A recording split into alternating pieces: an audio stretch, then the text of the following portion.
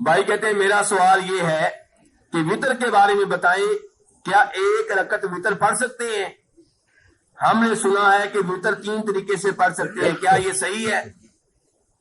میرے بھائی ایک وطر پڑھ سکتے ہیں۔ بخاری شریف کی روایت کے مطابق جناب امیر معاویہ بھی ایک ہی وطر پڑھا کرتے تھے، اور جناب عبداللہ ابن عباس رضی اللہ عنہما کو پتا چلا تو انہوں نے بھی ان کے عمل کی تصدیق فرمائی۔ بلکہ آپ علیہ الصلوۃ والسلام سے بھی یہی کچھ ثابت ہے کہ آپ 2 نفل پڑھتے رہتے تھے، آخر میں ایک رکعت وطر پڑھا کرتے تھے۔ لیکن بہتر یہ ہے کہ آپ ایک کی بجائے 3 وطر پڑھیں، اور بہتر یہ ہے کہ 3 کی بجائے 5 پڑھیں، بہتر یہ ہے کہ 5 کی بجائے 7 پڑھیں، بہتر یہ ہے کہ 7 کی بجائے 9 پڑھیں۔ آپ نے 9 تک وطر ایک سلام کے ساتھ پڑھے۔ کتنے وطر آپ نے ایک سلام کے ساتھ پڑھے ہیں؟ 9 وطر تک پڑھے آپ نے۔ لیکن ایک وطر پڑھنا جائز ہے، بہتر کتنے ہیں؟ 3۔ اب 3 وطر پڑھنے کے طریقے بھائی نے پوچھے ہیں۔ یاد رکھیے گا سب سے پہلے یہ اصول جو نبی علیہ الصلوۃ والسلام نے دیا ہے، امام حاکم کی حدیث کی کتاب میں روایت موجود ہے کہ 3 وطر اس انداز سے نہ پڑھیں کہ مغرب کی نماز کے مشابہ ہو جائیں۔ اب کون سا انداز ہے جسے ہم اختیار کریں تو وطر جو ہے وہ مغرب کی نماز کے مشابہ نہیں رہیں گے؟ یہ وہی انداز ہوگا جو آپ نے اختیار کیا ہے۔ تو آپ نے 3 وطر جو ہے 2 طریقے سے پڑھے ہیں۔ کتنے طریقوں سے؟ پہلا طریقہ 2 اتحیات 2 سلام۔ کیا کہا میرے بھائی میں نے؟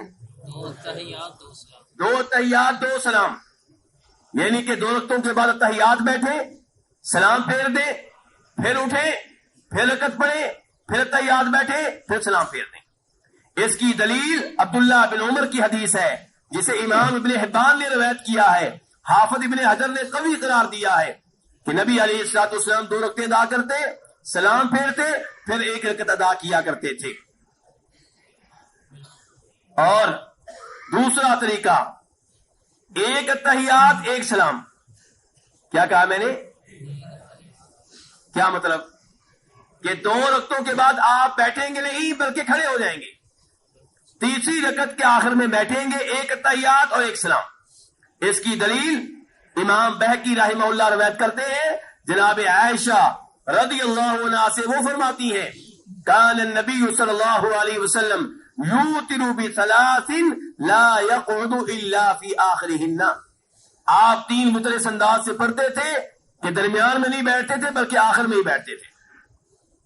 تو یہ 2 انداز ہیں جو پیارے حبیب علیہ الصلوۃ والسلام سے ثابت ہیں، اور وطر کی دعا آپ پڑھیں گے بہتر یہ ہے کہ رکوع سے پہلے پڑھ لیں۔ کب پڑھ لیں؟ رکوع سے پہلے پڑھ لیں۔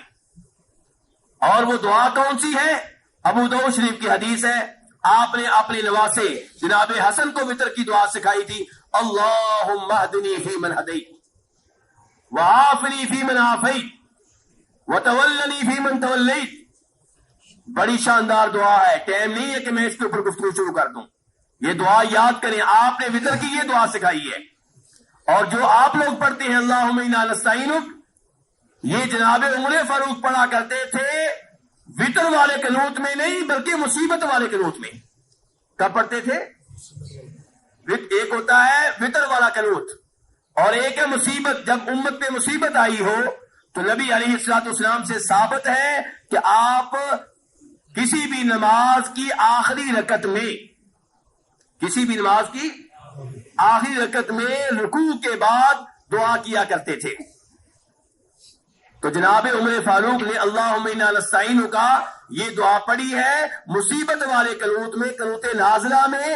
وطر والے قنوت میں جو دعا آپ سے ثابت ہے وہ ہے اللہم اہدنی۔ ابو داؤد شریف کا حوالہ ہے، حسن المسلم میں یہ دعا بھی آپ کو مل جائے گی۔